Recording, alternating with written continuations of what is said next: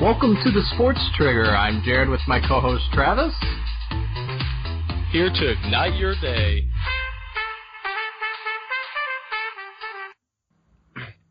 Welcome to the Sports Trigger, where today we're going to be discussing one-hit wonders, Travis.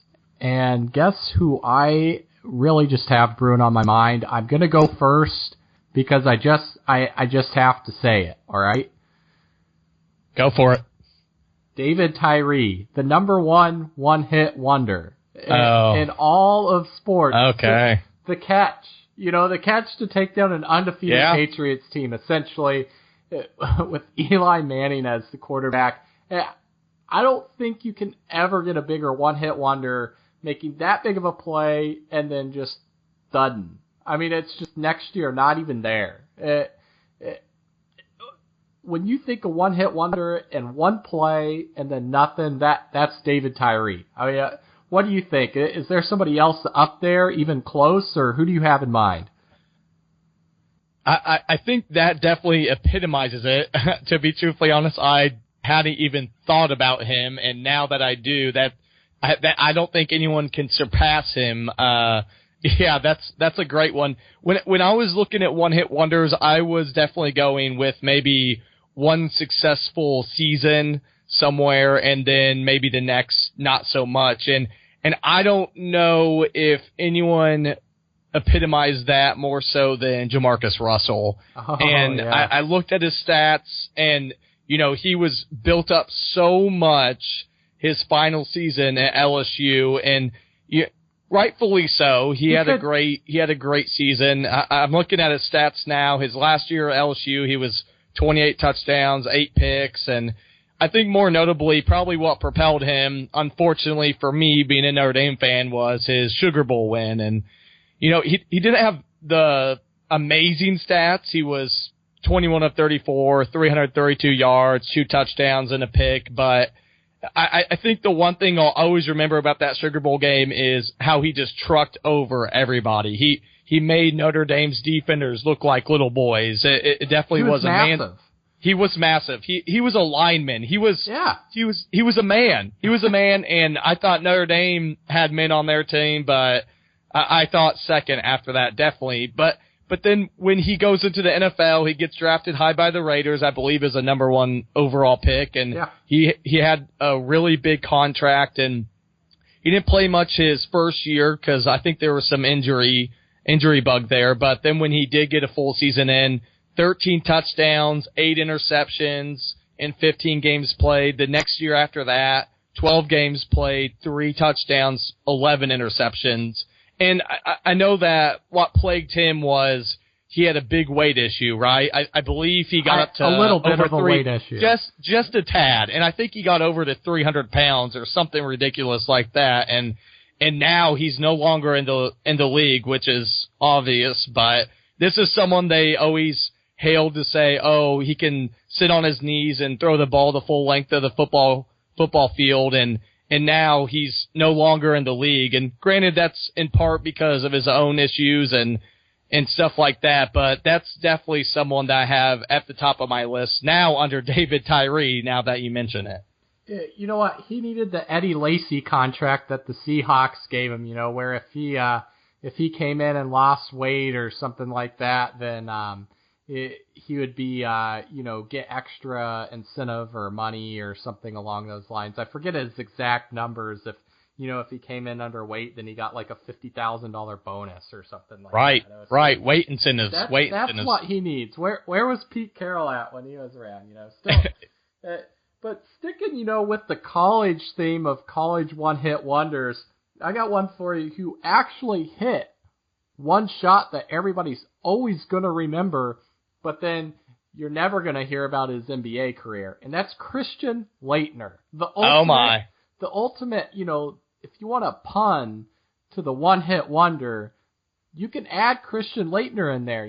Phenomenal player in college. Actually, the best mentioning of him in my mind is the Fab Five 30 for 30 on ESPN, where they're all Jalen Rose and Chris Webber are saying how much they absolutely hated Christian Laettner, which that kind of goes along the lines of just being a Duke player. But I'll never forget him, being that successful college basketball player and then just going and flopping in NBA. You're never going to talk about Christian Laettner in the NBA. And in that mind, keeping along with that theme, he's absolutely just a one-hit wonder and will always be a one-hit wonder in every sense of the term. But one other guy that I'm thinking of here, and I don't think you're going to think of this guy, his name is Ickey Woods. And I don't know if you know about him. This was before you were born, and this was actually the year I was born, but 1988, the Cincinnati Bengals running back Ickey Woods, over 1,000 yards, 15 touchdowns. He helped Cincy actually get to the Super Bowl, which is huge. Right. And he gave us the Ickey Shuffle. Okay. So he absolutely flopped after that. I mean, it was just 1 year, 1988 yards, touchdowns, and the Ickey Shuffle. So he did give a dance for us to always remember him by. And heck, he even got on the cover of the Sports Illustrated. Now, whether that was because he was so great at dancing or because they actually thought he was going to be great going forward, I don't know. But Ickey Woods, somebody that not everybody might think of as a one-hit wonder or think of in general because he played for the Bengals, but Ickey Woods, that's who I'm throwing out there. Now, is that the same guy that's been on those commercials and he does that little dance in the deli? Is that the same player? I think that's the same. That's the same guy. I'm not sure. I'll have to look into it. But that may be. That would be amazing because he picks up the ham or something like that. Doesn't he throw it down? Is that how the commercial goes? Yes. Yeah, I think that's the same guy. If that is Ickey Woods, that is phenomenal. I mean, I just love it. So who's your last guy to kind of throw in here? I know you have at least one more. So let's get one more one-hit wonder before we close out.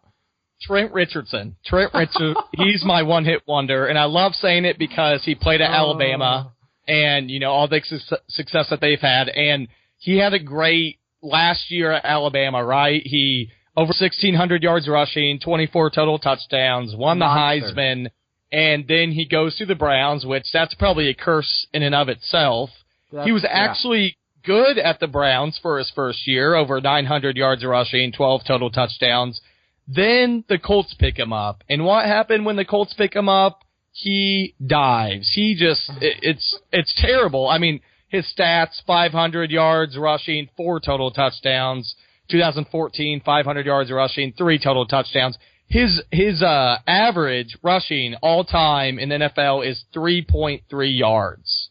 3.3. After the Colts gave a first-round pick, too. Right, exactly. It's just,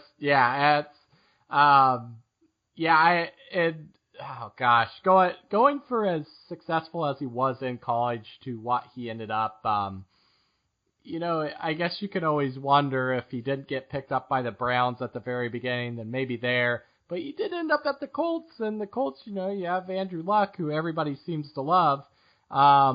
He wasn't able to do it there. So, I agree with that. And now he's the fact that is he even in the league still? I'm not no sure longer about that. No longer in the league. I think it only lasted maybe 1 or 2 years after the Colts. Oh, geez. Well, I guess that could definitely fit in as the one-hit wonder just in general as well. So thanks a lot, everybody, for joining us in today, and until next time.